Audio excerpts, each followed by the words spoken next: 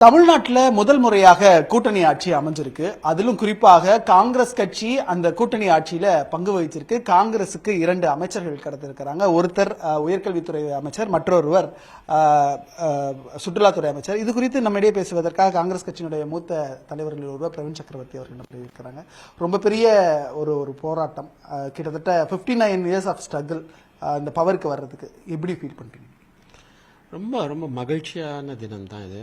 ஒரு காங்கிரஸ்மேன், ஒரு die hard congressman, அதுவும் தமிழ்நாட்டு காங்கிரஸுக்கு இது இவ்வளோ கிட்டத்தட்ட 60 ஆண்டு காலத்துக்கு பிறகு இது ஒரு மந்திரி சபை ஒன்று வந்திருக்கு அப்படின்றது ரொம்ப மகிழ்ச்சியான விஷயம்தான். அதே சமயத்தில் எங்களுக்கு இது நல்லாவே தெரியும், இது ஒரு ஆரம்பம், இது ஒரு சின்ன ஆரம்பம். இதை வச்சு இந்த அடிப்படையில் தமிழ்நாட்டு காங்கிரஸை பலப்படுத்த வேண்டிய வேலை நாங்கள் செய்யணும். அதுக்கான ஒரு பணிகள் உடனே நாங்கள் துவங்கணும். அதுவும் எங்களுக்கு நல்லாவும் தெரியும். ஆனால் இது ஒரு மிகப்பெரிய ஒரு திசை திருப்பு அப்படின்னு தான் நான் சொல்லுவேன் தமிழ்நாடு காங்கிரஸுக்கு. தமிழ்நாடு காங்கிரஸ் மட்டுமல்ல, தமிழ்நாடு அரசியல் வரலாற்றுக்கே இது ஒரு திசை திருப்புன்னு தான் நான் நினைப்பேன்.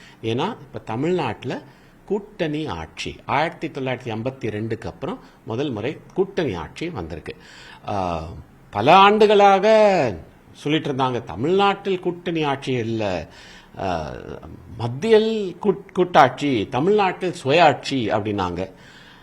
தமிழ்நாட்டு மக்கள் ரொம்ப தெளிவாக சொல்லியிருக்காங்க, இல்லை இல்லை இல்லை, நாங்களும் கூட்டணி ஆட்சி ஏற்றுக்கொள்வோம், ஒன்றும் பிரச்சனை கிடையாது.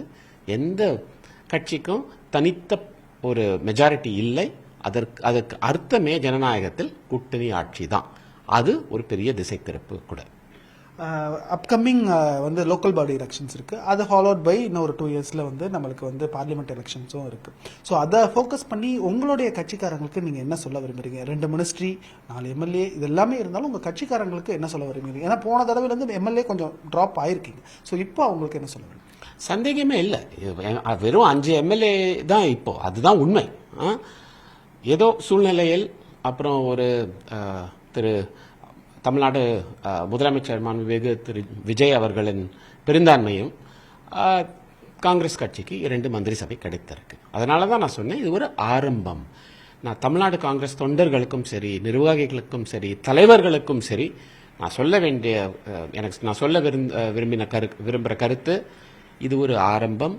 இதை வச்சு கட்சியை எப்படி வளர்க்கணும், கட்சியை எப்படி பலப்படுத்தணும், களத்தில் இறங்கி கட்சியை எப்படி பலப்படுத்தணும், மக்களை எப்படி சேர்க்கணும், உள்ளாட்சின்னு நீங்க சொன்னீங்க, கரெக்ட்.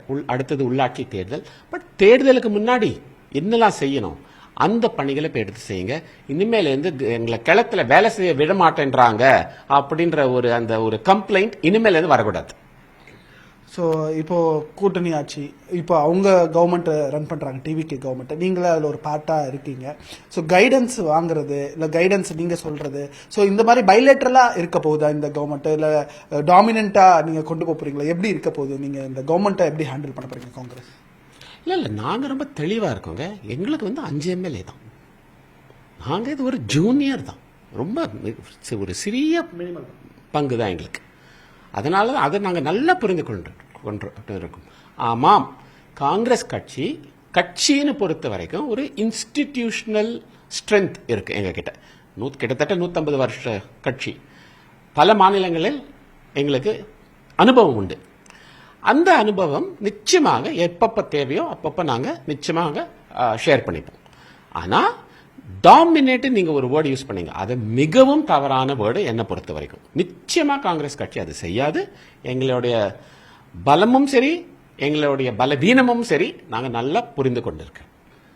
அடுத்தபடியா இப்போ ஆஃபீஸ் அசைன் பண்ணிட்டாங்க, கம்ப்ளீட்லி வந்துருச்சு. இன்னும் ஐயுஎம்எல்லும் விசிகாவும் அகாமடேட் ஆவாங்க அப்படின்றதையும் நம்ம பார்க்குறோம். இந்த அரசியல் களம் யங்ஸ்டர்ஸா இருக்கக்கூடிய ஒரு அமைச்சரவை, இது எல்லாத்தையும் காங்கிரஸோடைய ஹைகமாண்ட் எப்படி பார்க்குது? ஏன்னா நீங்க க்ளோஸ் டு வித் ஹைகமாண்ட்னால அவங்க எப்படி பார்க்குறாங்க, என்டையர்லி இந்த விஜயோட ஃபார்ம் எப்படி பார்க்குறாங்க? இது ஒரு நல்ல கேள்வி. நான் இன்னைக்கு அங்கே லோக் பவனில் உட்காந்துட்டு இருந்த போது அந்த முதல் ரோல ரொம்ப ரொம்ப அழகான, ரொம்ப பியூட்டிஃபுல்லாக ஒன்று இருந்துச்சு. என்னன்னா எல்லாரும் யங்ஸ்டர்ஸ், சின்ன பசங்க, முதல் முறை எம்எல்ஏஸ், ஒரு ஐடியலிசம் அப்படின்னு இருக்கு. அதாவது ரொம்ப ஆர்வமாக மந்திரி பதவி பிரமாணம் பெற்று உடனே அவங்க வந்து அந்த சப்ஜெக்டை பத்தி பேச ஆரம்பிக்கிறாங்க. இந்த மந்திரி சபையில என்ன செய்யலாம், என்னெல்லாம் செய்யணும், என்னென்ன பிரச்சனை இருக்கு, அதுதான் ஒரு ஐடியலிசம் அப்படின்னு ரொம்ப ரொம்ப பியூட்டிஃபுல்லான ஒரு இது.